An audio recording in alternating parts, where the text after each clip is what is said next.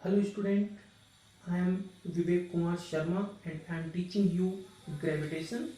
Gravitation में हमने जब ये चैप्टर स्टार्ट हुआ था तो सबसे पहले मैंने ग्रेविटेशन का कुछ इंट्रोडक्शन दिया था, उसके कुछ कॉन्सेप्ट्स बताए थे, उसके रियल लाइफ एप्लीकेशन बताए थे।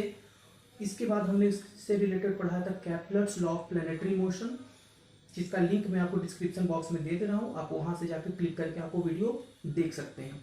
इसके बाद जो हमारा लास्ट वाला वीडियो था वो मैंने समझाया था न्यूटन्स लॉ ऑफ ग्रेविटेशन के बारे में समझाया था, और उसमें इनकम्प्लीट रह गया था। मैंने उसको बोला था कि अगली क्लास में कंप्लीट कराने के लिए। तो अगर आपने वीडियो देखा होगा तो आपने देख लिया। अब मैं उसको कंटिन्यू कर रहा हूँ। तो लास्ट क्लास में मैंने आपको ये फॉर्मूला पढ़ाया था कि अगर कोई भी दो ऑब्जेक्ट m1 और m2 हो और उसके बीच की डिस्टेंस है r, तो उनके बीच में कितना फोर्स लगेगा, उस फोर्स को कैलकुलेट करने का ये फॉर्मूला था F = G m1m2/r²। यहाँ पर capital G universal gravitational constant था, जिसकी वैल्यू होती है 6.67 × 10⁻11 न्यूटन मीटर स्क्वायर पर केजी स्क्वायर। ये मैंने बताया था। इससे रिलेटेड हम कुछ न्यूमेरिकल्स करते हैं, ठीक है। जैसे कि मैं एक न्यूमेरिकल पूरे डिटेल्स में बताऊंगा और इसके बाद मैं शॉर्ट में बहुत सारे न्यूमेरिकल के आंसर आपको विदिन 5 सेकंड कैलकुलेट करने का ट्रिक बताऊंगा, ठीक है। तो हमारे वीडियो के साथ बने रहिए। देखते हैं। देखिए, अगर हमें क्वेश्चन पूछा जाता है, कोई दो ऑब्जेक्ट है, क्वेश्चन चाहो तो लिख सकते हो, gravitational force between any two body is F।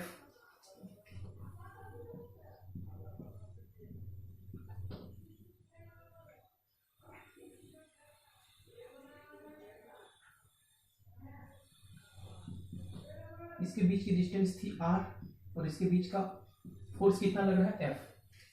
तो क्वेश्चन ये है कि अगर हमने दोनों ऑब्जेक्ट के बीच की डिस्टेंस को हाफ कर दिया, अगर हमने दोनों ऑब्जेक्ट के बीच की डिस्टेंस को क्या कर दिया, हाफ कर दिया, तो नया फोर्स कितना हो जाएगा, ठीक है। आपका ऑप्शन है फर्स्ट 1/,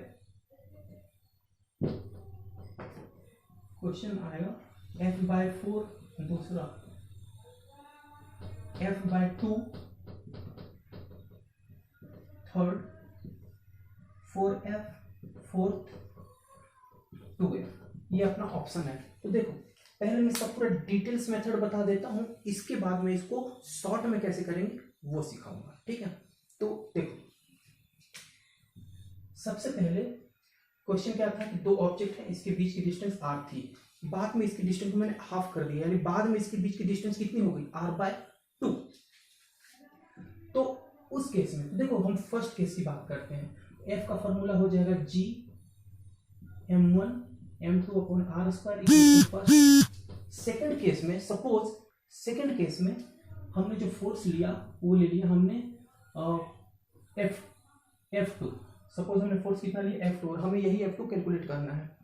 F2 कितना हो जाएगा, देखो G तो सेम रहेगा, m1 m2 में कोई चेंज नहीं आ रहा है, डिस्टेंस कितना हो जा रहा है r/2, r/2 का स्क्वायर।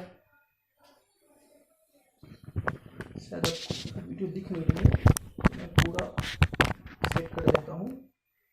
इसके बाद तो यहाँ से अगर हम F2 कैलकुलेट करना चाहें, F2 कितना होगा r²/4, यानी 4 times of G m1m2/r², equation 2।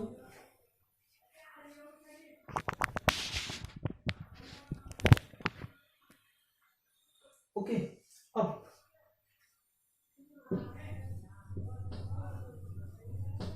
1 से 2 को डिवाइड करेंगे। 1 से 2 डिवाइड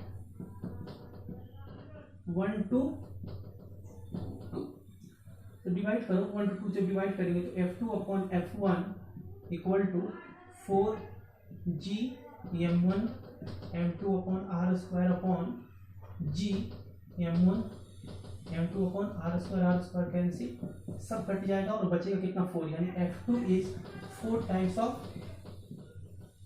F1।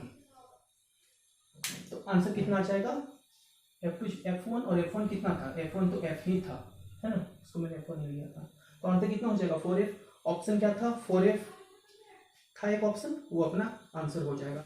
अब हम बात करते हैं इसको शॉर्ट में कैसे किया जाए। तो देखो, चार ऑप्शन था 4F, F/4, 2F, F/2। तो पहले तो मैंने बोला कि उनके बीच की डिस्टेंस कम कर रहे हैं, तो अगर डिस्टेंस कम करेंगे तो फोर्स क्या होगा, बढ़ेगा, क्योंकि F is inversely proportional to R, inversely है। तो अगर R कम होगा तो F बढ़ेगा। तो ये दोनों तो होगा नहीं, क्योंकि ये दोनों कम हो रहा है, बढ़ेगा। या तो ये होगा या तो ये होगा। तो 4 में से 2 ऑप्शन को मैंने तुरंत रिजेक्ट कर दिया। अब इस 2 ऑप्शन में से देखो, ये इनवर्सली प्रोपोर्शनल केवल नहीं है, ये स्क्वायर का इनवर्सली है। मतलब अगर हाफ हो रहा है तो हाफ का स्क्वायर करो, हाफ मतलब 1/2, 1/2 का स्क्वायर करो 1/4, यानी 4 टाइम्स, राइट। इसी तरह के क्वेश्चन बार बार पूछे जाते हैं। तो चलो जल्दी से हम एक एक सेकंड में क्वेश्चन के आंसर बताते हैं। देखो, अगर क्वेश्चन पूछा जाता है कि कोई 2 ऑब्जेक्ट है और उसके बीच की डिस्टेंस को 1/3 कर दिया जाता है, यानी पहले डिस्टेंस r था उसको r/3 कर दिया जाता है, तो नया फोर्स कितना हो जाएगा। ऑप्शन है F/3 3F, F/9 9F। फिर वही बात, हाफ कर रहा है, 1/3 कर रहा है, तो 1/3 कर रहा है यानी डिस्टेंस को कम कर रहा है। तो अगर डिस्टेंस को कम करेगा तो फोर्स बढ़ेगा, यानी ये दोनों तो होगा नहीं, ये दोनों में से कोई एक हो सकता है। तो r/3 का स्क्वायर कर रहा है, r/3 का स्क्वायर यानी 3 का स्क्वायर 9, यानी 9 से रिलेटेड आंसर आएगा। तो ये भी गलत, ये अपना सही आंसर हो जाएगा। इस तरीके से हम विद इन 5 सेकंड किसी भी क्वेश्चन का आंसर बता सकते हैं। इसी का रिवर्स पूछा जाए। नेक्स्ट क्वेश्चन देखो, थर्ड क्वेश्चन, 2 मैंने बता दिया। थर्ड क्वेश्चन, कोई 2 ऑब्जेक्ट है और उसके बीच के डिस्टेंस को डबल खींच करके दोनों ऑब्जेक्ट को दूर ले जाया जाता है और उसका बीच का डिस्टेंस डबल हो जाता है। पहले डिस्टेंस था r, अब डिस्टेंस हो गया 2r। तो आंसर कितना आएगा, देखो ऑप्शन है, नया फोर्स कितना होगा, F/4, F/2, 4F, 2F। देखो पहली बात, डिस्टेंस को बढ़ाया जा रहा है, तो डिस्टेंस को बढ़ाएगा तो फोर्स क्या होगा, कम होगा। तो ये और ये हो सकता है, इनका पता नहीं, क्योंकि ये क्या कर रहा है, ये फोर्स बढ़ रहा है, जबकि अगर उनके बीच की डिस्टेंस को बढ़ाएंगे तो फोर्स क्या होगा, कम होगा। एंड F/2 F/4 हो सकता है, ये दोनों तो नहीं होगा। अब बात करते हैं इन दोनों में से कौन सा होगा। तो डबल कर रहे हैं 2r का स्क्वायर, 2r का स्क्वायर कितना होगा, 4r², यानी 4 से रिलेटेड आंसर होगा, यानी कि ये आंसर होगा। विद इन 5 सेकंड हमने आंसर किया। इसी तरह से एक और क्वेश्चन करो।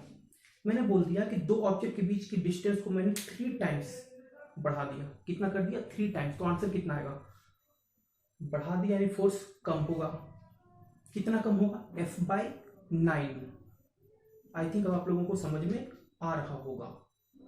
चलो एक और क्वेश्चन, जल्दी से मुझे आंसर करो। अगर कोई 2 ऑब्जेक्ट है और दोनों ऑब्जेक्ट के बीच की डिस्टेंस को हमने 1/4 कर दिया, 1/4, तो नया फोर्स कितना हो जाएगा, 16 टाइम्स। 16 टाइम्स हो जाएगा, गुड, समझ में आ रहा होगा। इसी तरह से अगर किसी ऑब्जेक्ट को हमने एक्सटेंड करके कहां पे, 4 टाइम्स, यानी पहले डिस्टेंस r था उसको कितना कर दिया हमने, 4r, तो नया फोर्स कितना हो जाएगा। जल्दी से आंसर बताओ पॉज करके।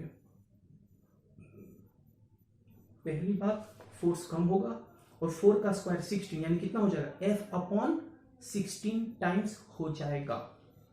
तो आई थिंक आपको समझ में आ गया हो कि विद इन 5 सेकंड आंसर कैसे करते हैं। तो चलो, ये कुछ इससे रिलेटेड न्यूमेरिकल था। और भी कुछ न्यूमेरिकल है जो आपके टेक्स्ट बुक में है, वो बहुत आसान है। अगर उनकी बात करें तो सीधा सीधा न्यूमेरिकल इस फॉर्मूले से पूछ दिया जाता है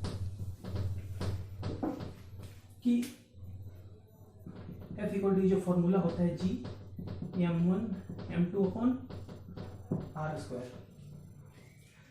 2 ऑब्जेक्ट है, दोनों का मास दिया हुआ रहेगा और दोनों के बीच का डिस्टेंस दिया हुआ रहेगा, और बोलेगा कि ग्रेविटेशनल फोर्स कैलकुलेट करो। तो कुछ भी नहीं करना, G की वैल्यू रखना है 6.67 इंटू दोनों बॉडी का मास रखना है और उसके बीच के डिस्टेंस रखना है और उसका स्क्वायर कर देना और इसको मल्टीप्लाई करके सॉल्व कर देना है, आंसर आ जाएगा। ठीक है, इस तरह की न्यूमेरिकल को बहुत ज्यादा, इसको ये तो आपने टेक्स्ट बुक में भी आपने किया है, तो ये मैं नहीं करा रहा हूँ। फिर भी अगर आपको करना हो, अगर आपके टेक्स्ट बुक में कोई भी क्वेश्चन हो ग्रेविटेशन का जो आपसे नहीं बन रहा हो, आप मुझसे पूछ सकते हैं। ठीक है, तो न्यूटन्स लॉ ऑफ ग्रेविटेशन का कॉन्सेप्ट इतना ही था। किसी को कुछ भी पूछना हो आप पूछ सकते हैं, इसमें इतना ही। अब हम कंटिन्यू करेंगे इसके बाद की वीडियो में, इसके बाद की जो हम वीडियो करेंगे उसमें हम इसके बाद का टॉपिक पढ़ाएंगे। आज के लिए इतना है। Thank you.